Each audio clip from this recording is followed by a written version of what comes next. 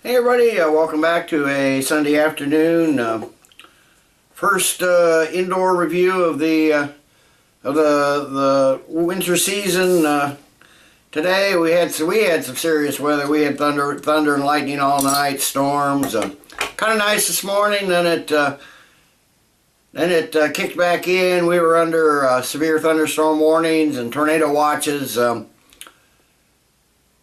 For a while, but fortunately, at least for us, it didn't kick in till it got east of us. Unfortunately for the people in Illinois, stay safe, people in Illinois and Wisconsin and Michigan and Ohio, where this storm, and Indiana, where these storms are going, because it sounds pretty nasty. But fortunately for us, it passed by. So I've been watching football. I watched the Lions and the Pittsburgh Bumblebees, and then been watching the Packers and the Giants, and the Bears and the Ravens are still on. Apparently that game was delayed because of the weather, so they've had some nasty weather in Illinois. So today I'm going to do another one, another year, another edition from Stone Brewing, their Double Bastard.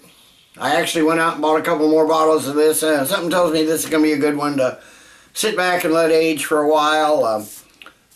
This is 2013 edition. A lot on the bottle, a lot on the website. I'll read a little bit and I'll post the rest. It says, "This is one lacerative mother of an ale. It is unequivocally certain that your feeble palate is grossly inadequate and thus undeserving of this liquid glory. And those around you would have little desire to listen to your resultant whimpering. Instead, you slack-jawed, gaping gobemouche, slink away to that pedestrian product that lures agog the great unwashed with a shiny, happy imagery with silly broadcast propaganda." Yada, yada, yada for quite a while. Important factors. Probably as fresh as I've had this. It says 2013 release was November 4th. Today being the 17th, just not quite 2 weeks old, so probably as fresh as I had it. It says hop variety classified and alcohol 11.2% ABV. I guess it's technically classified as an American strong ale. I remember it as being really good from last year. Didn't get any extra ones or age any last year, but like I said, I got a couple this year. So let's get this sucker in the glass and see what we got.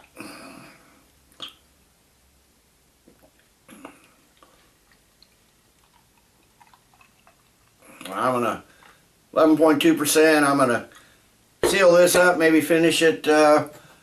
Maybe watching the game this evening. Should be a good game this evening too. But oh, I can smell that. I can smell that already without even getting my nose close to it. One thing about being indoors, you don't have winds to blow away the aroma. But we got a nice dark amber color, good finger of a slightly off-white, really bubbly looking head. Seems like a moderate amount of carbonation, not a ton of carbonation, but a moderate amount of carbonation streaming up. Yeah, good looking American strong ale, so let's get a nose on it. Okay, yeah, you definitely get that malty aroma right up front. A little like molasses, almost burnt molasses, caramel, dates, and some hints of some tropical fruits. Tough to tell if that's from the malt or the hops. I think it's probably the hops.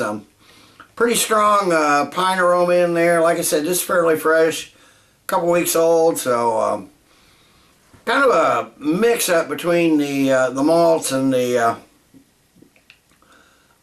hops. Primarily malts, but they're fairly equal.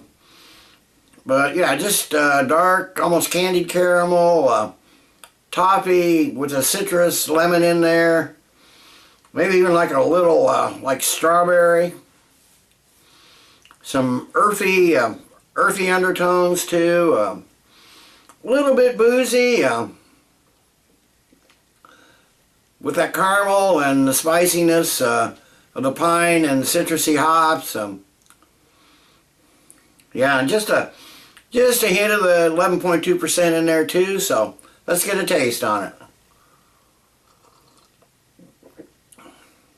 I don't normally do that, but I did look this up on Beer Advocate and Rate Beer, and overall from the users on Beer Advocate, they give it a 95, the bros give it 100, got 100 on, or on Beer Advocate I meant, on Rate Beer, got 100 there too.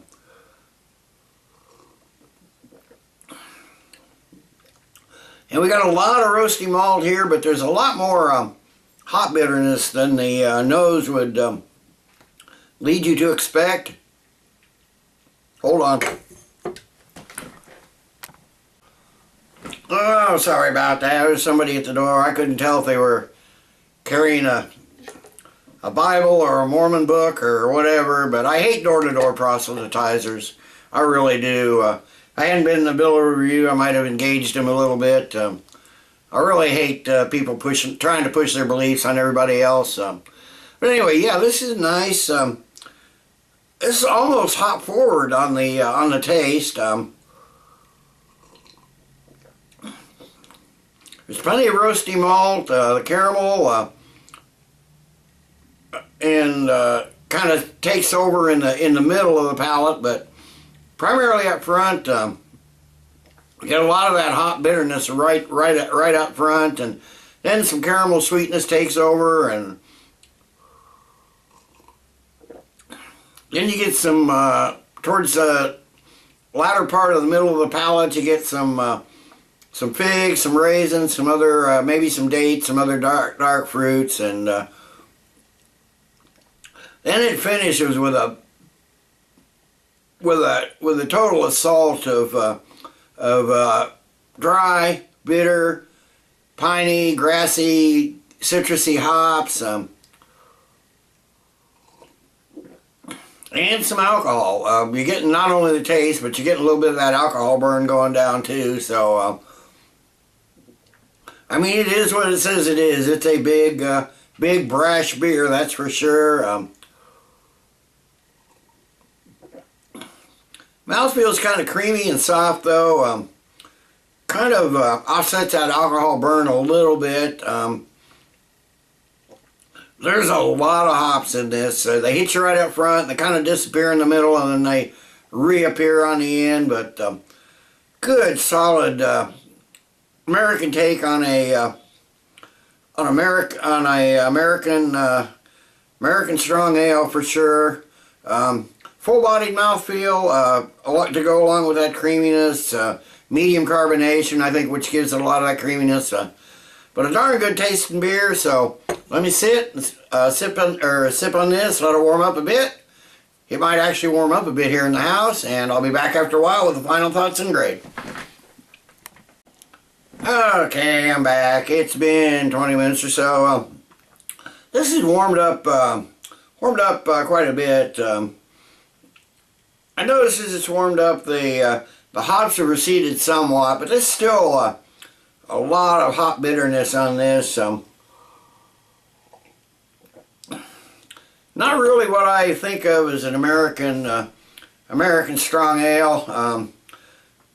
I usually expect a little more caramel and toffee sweetness than this. I mean, it's still damn good beer.